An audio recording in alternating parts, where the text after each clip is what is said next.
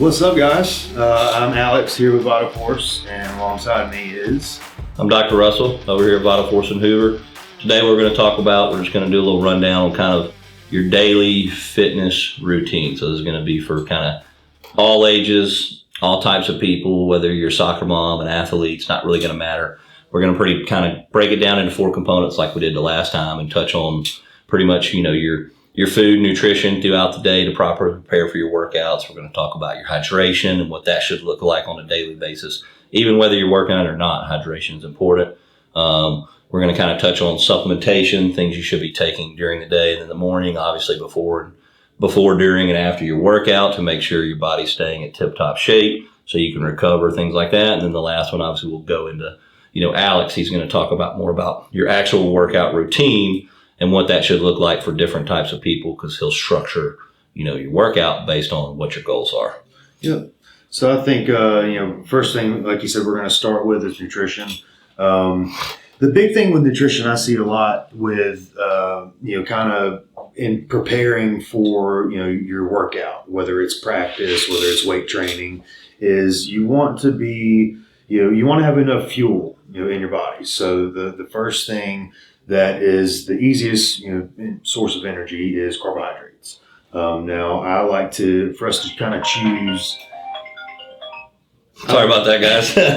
It never stops. So what happens when you run an office. But yeah, so what I like to choose usually, my main focus is digestion. So I always like to pick a carb source that is, easily digested. For me, this rice. I know for Ryan, it's sweet potatoes. Right. And even though that's kind of more of a complex carbohydrate, and on paper they say it digests slower and it has more fiber in it, things like that, again, everyone's going to be a little different, and that's why programs will be tailored per person. But yes, in general, the faster acting carbohydrates like rice and pasta, like Alex is saying, you're going to want to really put in there pre-workout because it's going to give you that glycogen you need to, power you and fuel you through the workout quicker. But for me and my body, my body loves sweet potatoes, so that's just what I do, and that's what I found works for me over the years. Yeah, and even with people who, are sensitive, to carbohydrates, let's say, you may not be super lean or,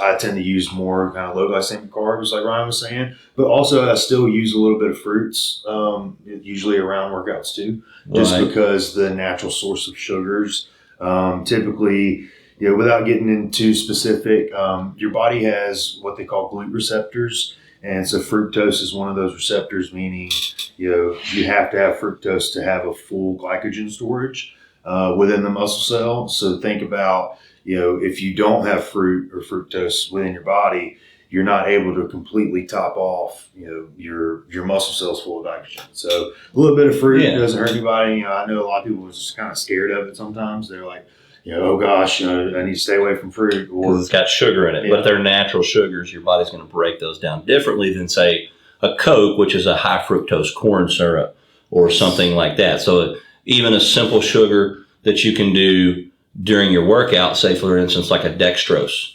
I know some of the sugary carb drinks like Gatorade and Powerade, some of them are made from regular sugar. If you read the back ingredient label, some of them are actually made from dextrose.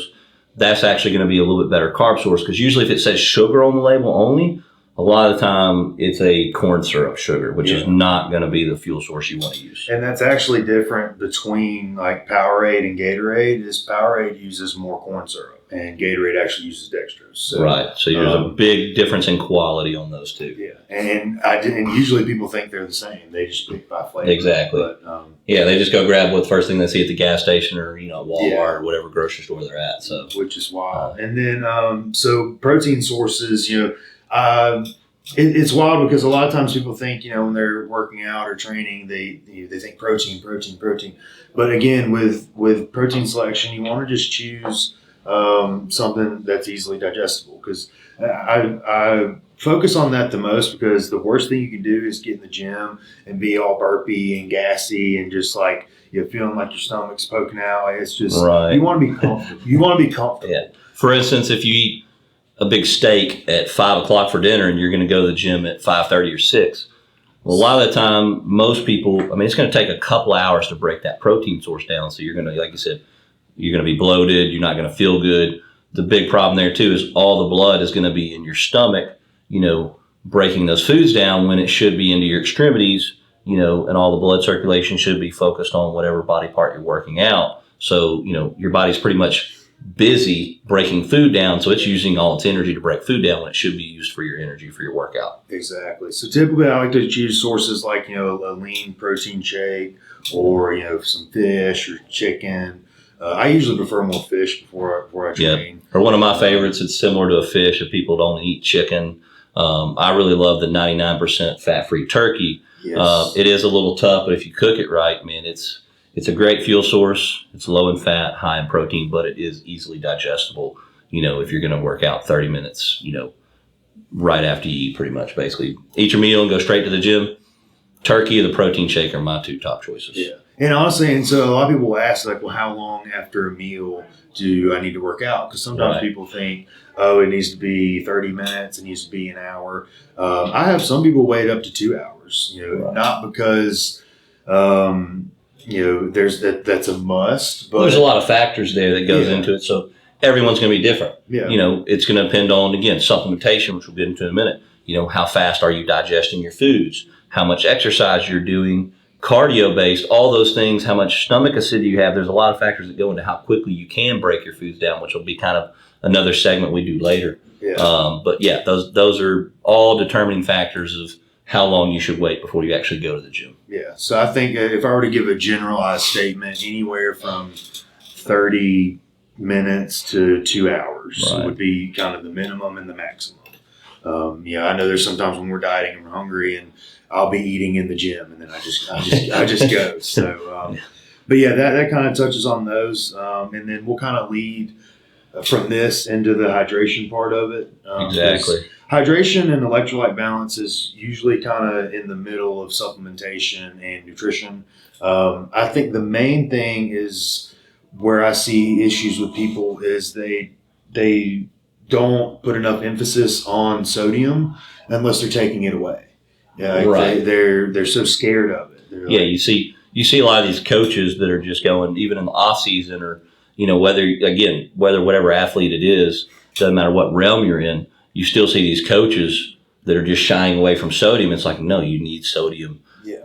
You have to fill your muscle cells out. And there's only certain times, like let's say for instance a wrestler. Well, okay, right before a meet, obviously they have to make weight, or even a bodybuilder. Yeah, you don't want sodium at those times, but that's literally for maybe 24-hour span. All the other times you've got to have proper electrolytes and sodium, to balance the system so you can actually get, your hydration to the tissues for recovery, for pumps, just working out, all those type of things. Yeah, and it's even more important, actually, I believe, when you're in a deficit, when you're in a caloric deficit trying to lose weight, to keep that muscle fullness and like muscle contraction and, what we call a pump is, you have to have salt. So a lot of times, when carbs are lower, actually increase people's sodium intake with sauces or a couple cranks of salt. Not a tremendous amount. I'm not saying go drench everything in hot sauce, but you can. The most important thing is have a baseline amount of sodium that you're using.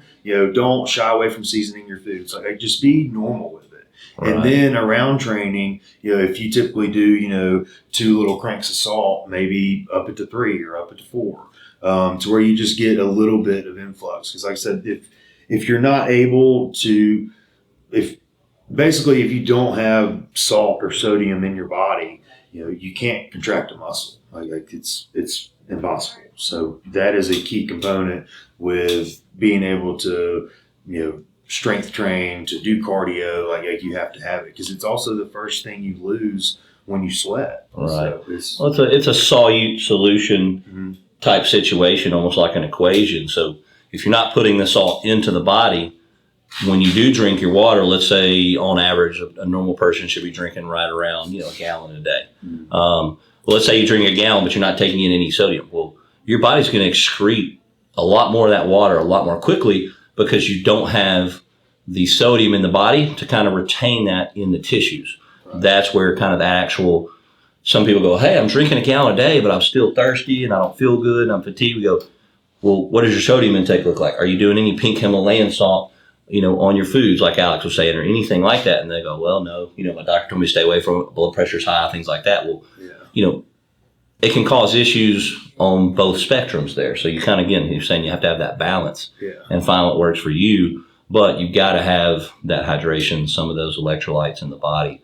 Otherwise, you're going to feel flat all the time. You're going to be tired. Yeah. If you're an athlete, you're not going to get the, nutrients to the muscle cells to help you grow and whatever goal, whether it's fat loss, muscle building, all those things are very important in hydration. Yeah. And I think that, like we touched on, the main thing is just being consistent. So, if you're salting your meals, if you're using the same seasonings, if you not shying away from anything, you're drinking your water, your body's going to create a balance there, and it's going to be used to that. So that's kind of your it's your baseline, your homeostasis. That's where you're wanting to be. Then you can play with it from there. For instance, if I know I do 4 tablespoons of salt on my meals, so I do 1 tablespoon per meal, 4 meals a day, but then post workout, instead of a regular 5th meal with another teaspoon, tablespoon of salt, whatever it might be.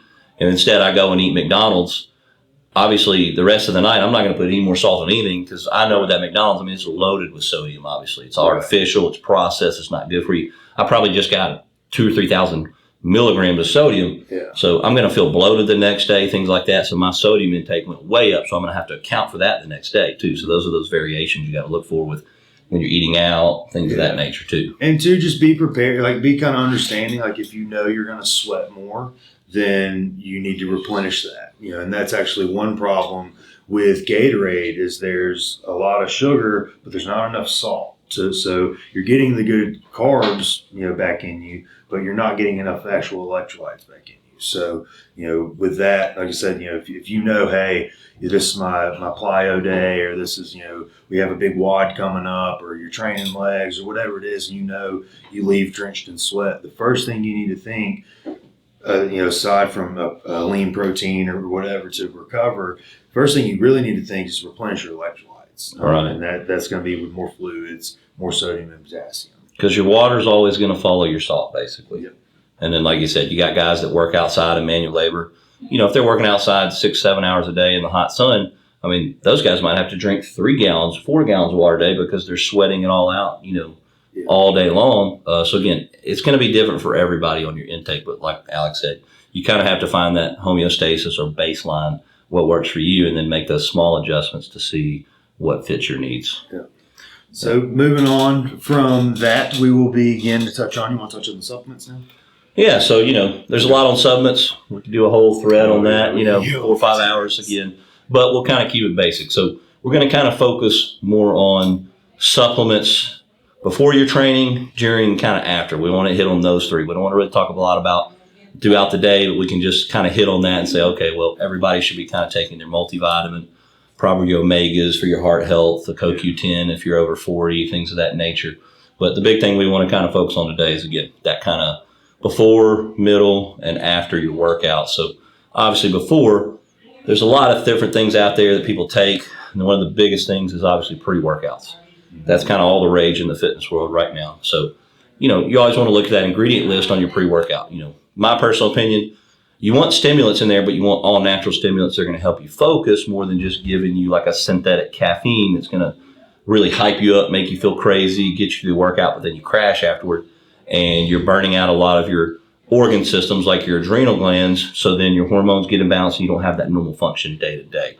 So one of the worst things you can do, to touch on the adrenal glands, one of the worst things you can do, and we all do it, is to have a long day at work, be exhausted, be in the gym parking lot, not wanting to go inside, and then you pound some pre-workout, it's 400 milligrams of caffeine, and then you go inside, you have a great workout, but you just really kind of set yourself back from being able to recover, because you just kind of synthetically push yourself over. Yeah, you're forcing your body to do something that it's not really built to do at that time, because you have to listen to your body. Right. So, we like to use more all-natural supplements. So let's say in your pre-workout, if they're out there, Vital Force is going to have some coming out in a couple of weeks. But, we want a full profile with all your B vitamins for natural energy.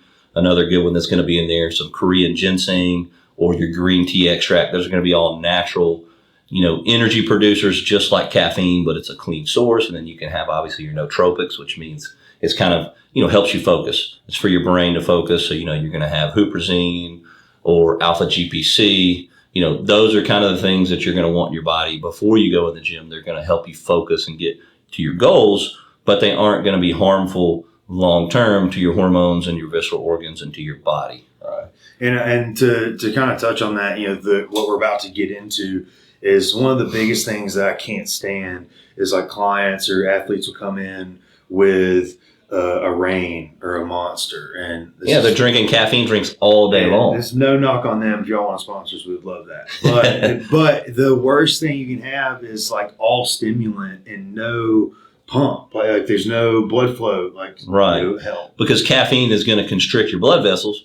Well, what are you doing to dilate them? So you got to get the nutrients to the muscles during the workout. Otherwise, you're not going to benefit. Yeah. So that's where citrulline would come in. Your L-citrulline is a really big one. It turns into arginine in the body, which we all know arginine is a NO, which is going to be a blood vessel dilator. So again, it can even help with blood pressure, but it's going to give you that pump, what Alex is talking about, what most people are looking for. So imagine we just set up our whole day, with nutrition and with proper hydration, all to prepare to go into having a great workout, but then the last little bit right before we walk into the gym, we mess it up because we're constricting our blood vessels, not allowing those nutrients to flow into the right muscles because we felt like we needed, a Monster or a coffee or something. You have to have them together, to where there's not so much vasoconstriction going on to where you can actually benefit from everything you just did up to the workout, during the workout, and then again after the workout. So that's kind of my 2 cents on those. Yeah. But like you were saying, you go into the citrulline, the glycerol, stuff that's just going to allow more blood flow in the muscle. And we use the term pump because that's what we like. That's what we go for. But for us, that just shows us that we have a good mind-muscle connection and we have good amount of nutrients absorbing into the right tissue we're training. So that's why we kind of refer to the pump so much. It's not so, it's not so much like, oh, look at how pumped up we are. It's so, wow, we're actually utilizing this training session. I'm feeling it, exactly where I'm trying to feel it training. Right. And that all starts from the moment you wake up to right before you step into the gym. So in layman's terms, what we're doing is basically that citrulline, things like that give you the pump is what everybody calls it.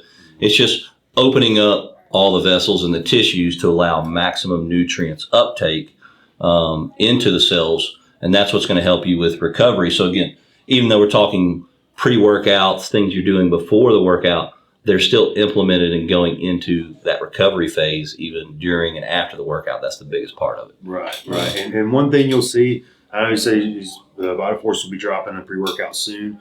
The one thing that you'll see that's very common in pre-workouts these days is they throw a lot of stuff in there to make you feel it. They'll load it up with niacin so you start to tingle. Niacin and beta-alanine. Itching or your face is getting red. But they're actually not really doing a whole lot for your workout. They're just, it's kind of like one of those things they're like, okay, well, if we can get them to try it and they feel it and they feel awake, they think it's working. They think it's working. Right. You want to actually look deeper into it. And that's something that we're excited to bring to you guys coming up. And then kind of gets on to the next segment, which will be that fourth component. We want to actually talk about the actual workout itself. Yes. And kind of what you recommend and kind of with your clients, different styles of training for the different kind of genres of working out with the clients, whether it's, like I said, someone who plays soccer, if they're a fitness athlete, baseball, all the different sports. Without getting too sport specific, I do have kind of a guideline I like to follow with most of my clients, whether it's male or female. And that is, I like for them to train heavy. I always try to get my clients to reach a point of failure. Now, what their strength or physique goals are, the rep ranges might change.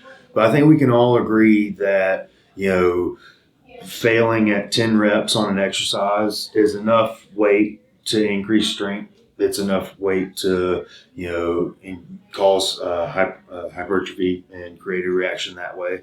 And then, it's not too low of a weight to where they're going too heavy and their form's going to, possibly be off. They possibly get injured. But then also it's not like they're cranking out 20 reps either.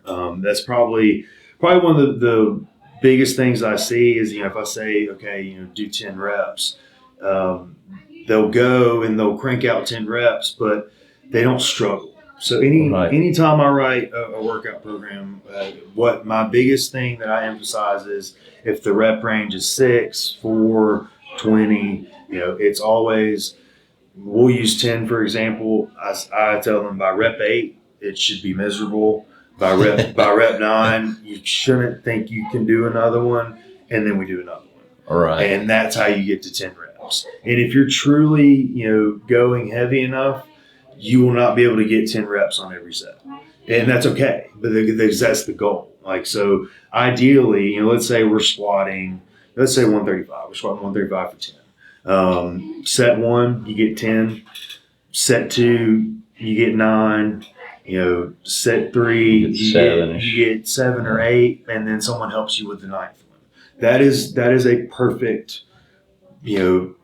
way to train in my opinion. You're using a heavy enough load, you're getting enough reps. The worst thing you can do is just easily bang out 10 reps and be like, okay, well, there's my 3 sets of 10. Right. Because you're stimulating the muscle, but you're not going to impact it entirely enough to really get stronger or to get much bigger, which most everyone wants muscle growth. It really works out to not grow their muscle.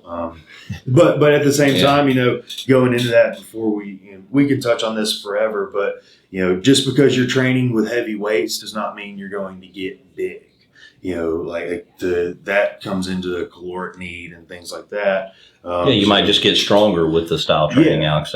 Some guys, let's say a power lifter, for instance, a lot of those guys kind of stay the same size, but they continue to get stronger and stronger because each week they'll up their weight by, say, 2.5 just to 5 pounds. Very small increments, but like he was saying, those 3 sets of 10 with the 135, they get where the 10 reps is easy, then they'll go up the next week in weight. Yeah. They'll do that, and they'll get where all 3 sets are easy for 10. They'll go up again. So you can continue to build the strength, but you don't necessarily have to get bigger. Because, again, a lot of women, for instance, they don't want to be big. They just want to be toned, fit, look good, fit well in their clothes.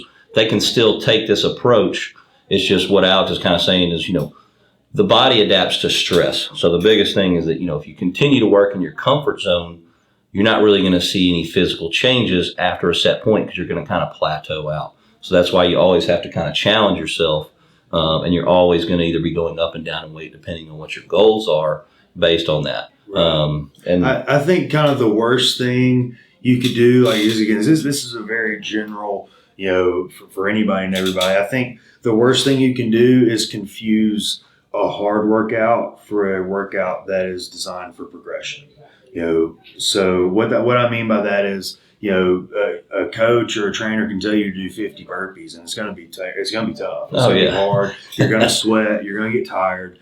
But there's no direct correlation to progressing to increase your strength or to build bigger muscle or to, lose X amount of body fat. It's just, making something difficult. So don't just go in there into the, whichever type of training you're doing without a plan, without a written plan. And that's kind of where all those 4 components that we tied in, where it's your daily nutrition, your hydration, your supplements, your workouts, all that needs to be specifically formulated for you based on what your goal is. And that's why a lot of people don't see the progress they want to see because they come into the gym without a plan, without a structured program, whether, again, it's diet, nutrition, supplements, whatever it may be.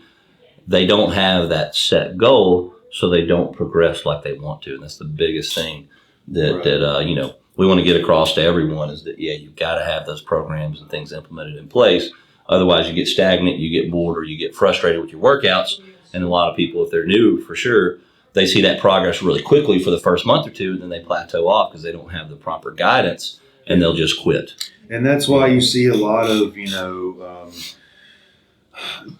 from anything from boot camps to, CrossFit gyms to, lose 30 pounds in 30 days. Orange Theory, whatever it is, a lot of people go from being very sedentary to not doing anything. Then they'll go in and they'll do X, type of exercising and eating a little better, and then they lose weight. They'll be like, Yeah. "Oh, I lost 50 You're going to see pounds." tremendous change Yeah. at first. And then they swear up and down, "Hey, this is the answer, this is the answer," and it is, but they have no set Long-term, structure yeah. in how to progress within it. And I can be like, I've trained 3 CrossFit athletes now, and I actually help utilize their CrossFit workouts with their coaches, with their strength training. So I'm not saying like any workouts are wrong. I've got 2 MMA guys, I've got a jiu-jitsu guy. So you just have to set the standard for progression within each kind of category, and it can be done. You just have to make sure you're with the right people.